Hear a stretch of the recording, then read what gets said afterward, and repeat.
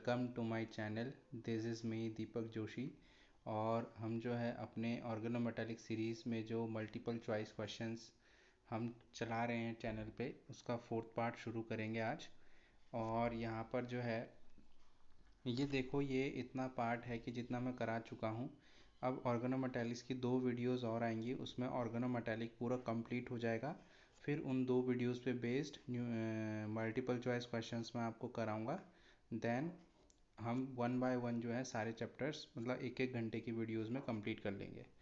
तो यहाँ पर पहला क्वेश्चन जो है वो है कि which of the following is mixed organometallic compounds. तो देखो, मिक्स्ड ऑर्गेनोमेटालिक कंपाउंड्स के लिए मैंने आपको एक ट्रिक बताई थी कि जो ये मैग्नीशियम है ना, इसको आप बोलते हो सेंट्रल एटम या सेंट्रल मेटल। अब यहाँ पे देखो कि मैग्नीशियम के इस तरफ एक डिफरेंट एटम है, दैट इज़ ब्रोमीन। और इसी मैग्नीशियम के इस तरफ एक अलग ग्रुप है, दैट इज़ C2H5। तो देखो, ये जो हमारा सेंटर है, ये जो सेंटर जो मैंने एरो से करा है, इसके दोनों लेफ्ट और राइट साइड दोनों डिफरेंट ग्रुप हैं। तो ये हमारा क्या हो जाएगा, मिक्स्ड ऑर्गेनोमेटालिक कंपाउंड। क्योंकि दोनों ग्रुप क्या हैं, इधर उधर से लेफ्ट टू राइट दोनों ग्रुप क्या हैं, डिफरेंट है। तो इसका आंसर क्या हो जाएगा, ए ऑप्शन। ठीक है। नेक्स्ट कंपाउंड, ये जो है 2004 का क्वेश्चन है। तो नेक्स्ट क्वेश्चन हम करते हैं कि आयनिक कंपाउंड बताओ भाई, कि आयनिक ऑर्गेनोमेटालिक कंपाउंड कौन सा है। तो आयनिक मतलब, यहाँ पर आयनिक ऑर्गेनोमेटालिक कंपाउंड का मतलब है कि जहाँ पर पॉजिटिव और नेगेटिव चार्जेस हो।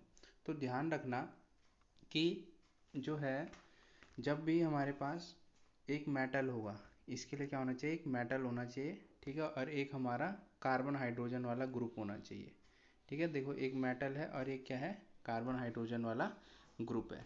तो यहाँ पर देखो क्या है कि अगर मैं इसको ना बीच से तोड़ूँ, बीच से इसको बॉन्ड को ब्रेक करूँ, तो यहाँ पे मेरे पास 2 पार्ट आएंगे, एक C6H5 नेगेटिव प्लस एक आएगा मेरे पास Na पॉजिटिव। तो देखो, एक प्लस है, एक क्या है, माइनस है। तो यहाँ पर हमें क्या मिल गया, 2 आयंस मिल गए ना, एक नेगेटिव आयन मिला और एक पॉजिटिव आयन मिला। तो जो ऑप्शन ए है वो क्या हो जाएगा, हमारे पास क्या हो जाएगा, आयनिक ऑर्गेनोमेटालिक कंपाउंड। तो इसका आंसर क्या हो जाएगा, आयनिक ऑर्गेनोमेटालिक कंपाउंड, क्योंकि Na पे पॉजिटिव और इस वाले पार्ट पे नेगेटिव। ये सारे के सारे क्या हैं, ये भी सिग्मा बॉन्डेड है, सिग्मा बॉन्डेड है, सिग्मा बॉन्डेड है। ठीक है। नेक्स्ट ये बोल रहा है कि sigma bonded organometallic compound is. देखो, जो सिग्मा बॉन्डेड ऑर्गेनोमेटालिक कंपाउंड्स होते हैं, वहाँ पर क्या होता है कि सारे जो हैं, जैसे मान लो ये मैं, इसका आंसर वैसे ए है। अब हम इसको क्यों सिग्मा बॉन्डेड बोल रहे हैं, देखो इसका है क्या, C6H5, एक मैं यहाँ पे लगा देता हूँ, ठीक है, एक मैं यहाँ पे लगा देता हूँ और एक मैं यहाँ पे C6H5 यहाँ पे लगा देता हूँ। तो यहाँ पे ध्यान दो कि यहाँ पर देखो, ये फॉस्फोरस जो है सेंट्रल एटम है, यहाँ पे भी सिग्मा सिग्मा और सिग्मा। ठीक है, सिग्मा बॉन्डेड हैं सारे। ठीक है, तो सिग्मा बॉन्डेड जो है, सिग्मा बॉन्ड से जुड़े हुए हैं सब। ठीक है, सारे के सारे किससे जुड़े हुए हैं, सिग्मा बॉन्ड से जुड़े हुए हैं। तो इसलिए ये क्या हो गया हमारा, सिग्मा बॉन्ड जानते हो, सिंगल बॉन्ड है, एक सिंगल बॉन्ड से हैं जुड़े हुए फॉस्फोरस से। तो ये क्या हो गया, एक sigma bonded organometallic compound. Next question जो है हमारे पास, इसकी नेमिंग करनी है। ये 2009 में आया है। ठीक है, इससे पहले भी मैं आपके लिए एक क्वेश्चन ला चुका हूँ। तो यहाँ पे ध्यान देना कि देखो, सबसे पहले जो है हम यहाँ पर लिखते हैं, ये भार वाला जो मेटल एटम होता है, ये क्या है हमारे पास, पोटेशियम है ना। तो सबसे पहले लिखा पोटेशियम। फिर हम चलते हैं इस बॉक्स के अंदर, ये जो बॉक्स बना है इसके अंदर वालों को लिखते हैं। तो सबसे पहले इसको लिखेंगे क्योंकि ये कार्बोनिल है। ठीक है, कार्बोनिल है, कार्बोनिल। और फिर क्या करेंगे, देखो इसको क्या बोलते हैं, साइनाइड बोलते हैं। क्या बोलते हैं, साइनाइड बोलते हैं। और साइनाइड कितने हैं यहाँ पे, साइनाइड यहाँ पे कितने हैं, 5 साइनाइड है। तो पेंटा। और साइनो के लिए, साइनाइड के लिए यहाँ पे साइनो, इसके लिए CN के हम क्या बोलते हैं यहाँ पे, साइनो बोलते हैं। ठीक है, तो इसके लिए क्या आएगा, 5 है तो पेंटा साइनो। और आयरन के लिए क्या बोलते हैं, Fe के लिए हम बोलते हैं फरेट। क्या बोलते हैं जी, फरेट। ठीक है, तो फरेट सेकंड, ये क्या है, आयरन की ऑक्सीडेशन स्टेट, इस आयरन, इस फेरेट की ऑक्सीडेशन स्टेट है। तो ये कैसे निकालते हैं, देखो सबसे पहले जब मैं इसको ब्रेक करूंगा ना, तो यहाँ से ये इस तरह से ब्रेक होता है, 3K positive plus FeCN whole 5, ठीक है, CO। अब देखो यार यहाँ पे कितने पॉजिटिव हो जाएंगे, टोटल 3 पॉजिटिव, तो यहाँ उतने ही नेगेटिव लगते हैं, जितने पॉजिटिव चार्ज होते हैं उतने ही नेगेटिव।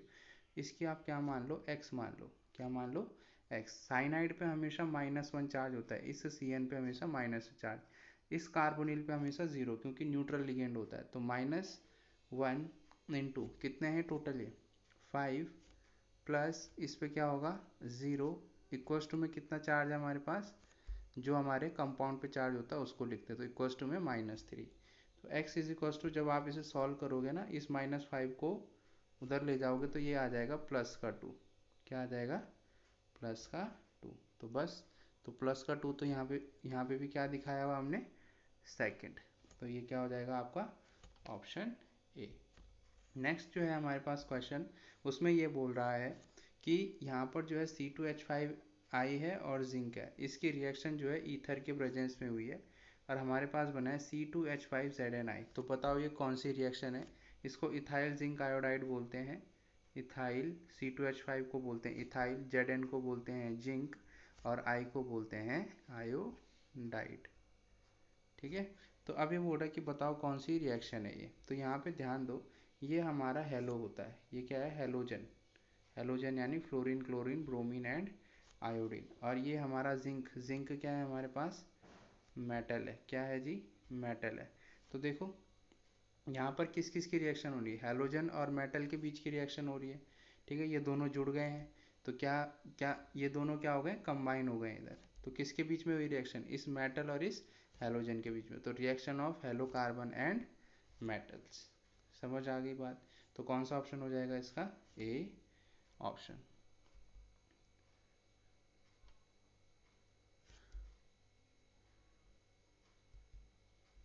अब आता है अब क्वेश्चन नंबर 6 पे। तो क्वेश्चन नंबर 6 पे जो है यहाँ पर पूछा है कि इलेक्ट्रॉन डेफिशिएंट कंपाउंड इज। तो देखो इसका ना ऑप्शन ए है, ठीक है।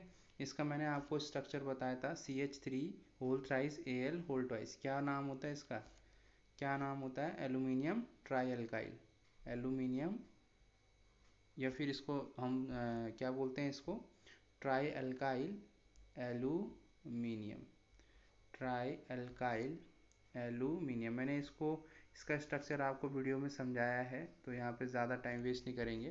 तो इसका स्ट्रक्चर कुछ इस तरह से होता है, CH3, यहाँ बीच में एल्यूमिनियम, ये CH3, फिर से यहाँ एल्यूमिनियम, यहाँ पे भी CH3, ये एल्यूमिनियम, यहाँ पे भी CH3, इधर भी CH3 लगे रहते हैं, ठीक है। तो यहाँ पर अल्काइल ग्रुप्स जुड़े होते हैं इस तरह से, ठीक है। तो क्योंकि यहाँ पे जो है एल्यूमिनियम डेफिशिएंट होता है, तो इसलिए जो है ये कंपाउंड क्या होता है, इलेक्ट्रॉन डेफिशिएंट होता है। ध्यान रखना, इंपॉर्टेंट है, आ सकता है।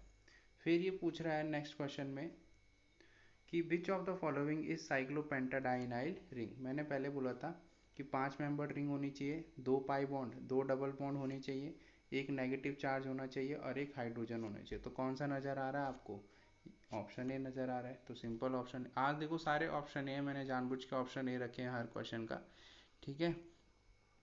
तो अब यहाँ पर तो कौन सा ऑप्शन हो जाएगा इसका, साइक्लोपेंटाडाइनाइल रिंग का ए ऑप्शन। जब मैंने फेरोसिन पढ़ाया था वहाँ पे डिस्कस किया है। अभी बोल रहा है which of the following is yellow crystalline solid. बताओ भाई कौन सा येलो क्रिस्टलाइन सॉलिड है। फेरोसिन के वक्त मैंने एक प्रॉपर्टी आपको जरूर लिखाई होगी कि येलो कलर का होता है, तो ये आपका फेरोसिन है, ठीक है। FeC5H5, कितने कार्बन, 10 कार्बन, हाइड्रोजन कितने, 10 हाइड्रोजन और एक आयरन। तो ये क्या है आपका येलो क्रिस्टलाइन सॉलिड है। तो क्या ऑप्शन हो जाएगा, ए ऑप्शन। फिर नेक्स्ट ये पूछता है question 9, structure of ferrocene is. Ferrocene का स्ट्रक्चर किस टाइप का है, ये 2011 में पूछा हुआ। मैंने बताया था वहाँ पे पढ़ाते वक्त कि जो फेरोसिन होता है उसका स्ट्रक्चर जो होता है वो सैंडविच टाइप होता है। सैंडविच समझते हो, खाते खाया भी होगा कभी सैंडविच। इसका स्ट्रक्चर जब हम रिंग फॉर्म में बनाते हैं ना, तो ये इस तरह से होता है, Fe। तो आप देख रहे होंगे कि जो आयरन है Fe, वो इन दो रिंग्स के बीच में, इनको ना ब्रेड मान के चलो कि ये ब्रेड है, ये भी क्या है, ब्रेड है। तो देखो दो ब्रेड के बीच में कौन दबा हुआ, कौन जो है दो ब्रेड के बीच में आयरन। तो ये क्या है, सैंडविच टाइप है ना।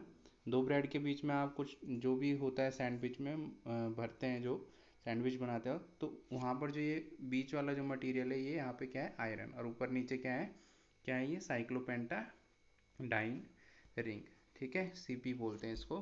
तो क्या हो गया, ये सैंडविच टाइप।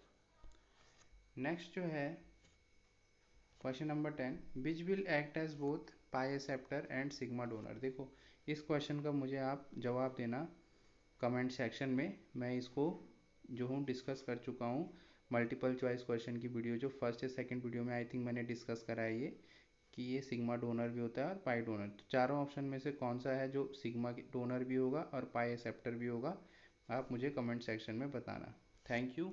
और अभी एक और वीडियोस आएगी ऑर्गेनोमेटालिक्स की, 1 आवर की होगी वो, ठीक है, उसको में भी मैं अभी काफ़ी कुछ, एक और 1 आवर की आ जाएगी और 1 आवर की ही कल आएगी। तो इन दो वीडियोस में ऑर्गेनोमेटालिक्स जितना है वो कंप्लीट हो जाएगा।